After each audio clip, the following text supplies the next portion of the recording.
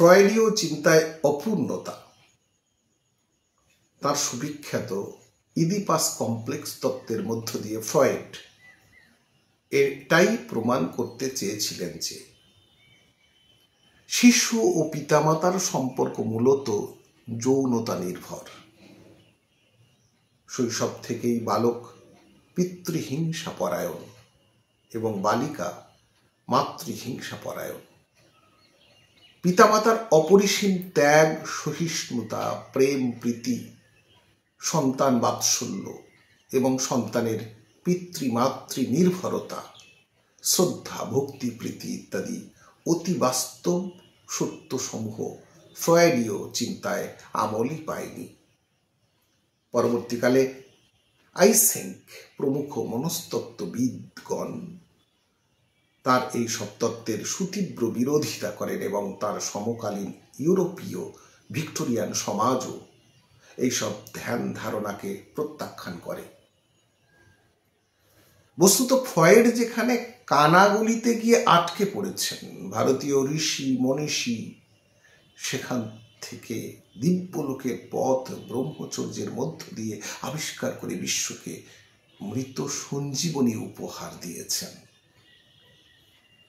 কাম নিয়ে আমাদের যাত্রা কিন্তু কামের মধ্যেই আমাদের অবশ্যম্ভাবী পরিণতি নয়।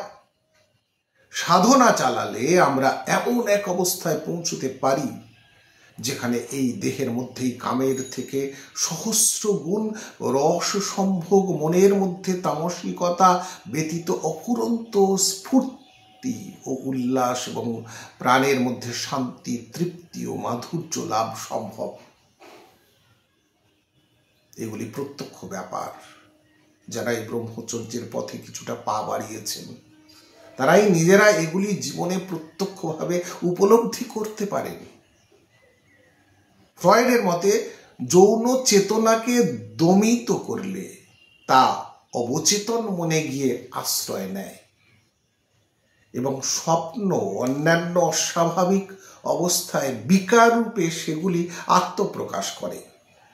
বস্তুত ফ্রয়েড এভাবে ব্যক্তির স্বপ্ন এবং উচ্ছৃঙ্খল বাসনা এবং চিন্তাগুলির অবাধ ও অনাবৃত রূপটি পর্যবেক্ষণ এবং বিশ্লেষণ করে অনেকের চিকিৎসার ব্যবস্থা দিতেন। ফ্রয়েড এখানে গিয়েই থেমে গেলেন। কাম দমনের কুফলের দিকে তার মন গেল। কামের পরপারেও যে ব্রহ্মচর্য আছে সেদিকে তিনি আর দৃষ্টি দিলেন না বা অপরের দৃষ্টিকে নিয়ে যেতে সাহায্য করলেন না। যৌন উচ্ছৃঙ্খল লিপ্সাগুলি স্বপ্নের মধ্যে যেভাবে প্রকাশ পায়, স্বপ্নদোষ প্রসঙ্গে আমরা তা লক্ষ্য করে থাকি। স্বপ্নদোষ অসাধকের পক্ষে স্বাভাবিক। শুধু নিদ্রিত অবস্থায় স্বপ্ন কেন, জাগ্রত অবস্থায় অসাধক মানুষ যে কল্পলোক দিয়ে নিজেকে ঘিরে রাখে সেখানেও ওই উচ্ছৃঙ্খলতা বিদ্যমান। ব্রহ্মচর্যের সাধনা এই উভয়বিধ উচ্ছৃঙ্খলতার অবসান ধীরে ধীরে ঘটাতে শুরু করে। জাগ্রত অবস্থায় সংগুপ্ত চিন্তাসমূহ এবং নিদ্রিত অবস্থায় স্বপ্নাবলী ক্রমশ সাধন প্রভাবে নিয়ন্ত্রিত এবং রূপান্তরিত হতে থাকে। তখন জাগরণে যোগী শুধুমাত্র ঈশ্বর চিন্তা করেন এবং নিদ্রাকালে তিনি যোগ নিদ্রায় সমাহিত হন।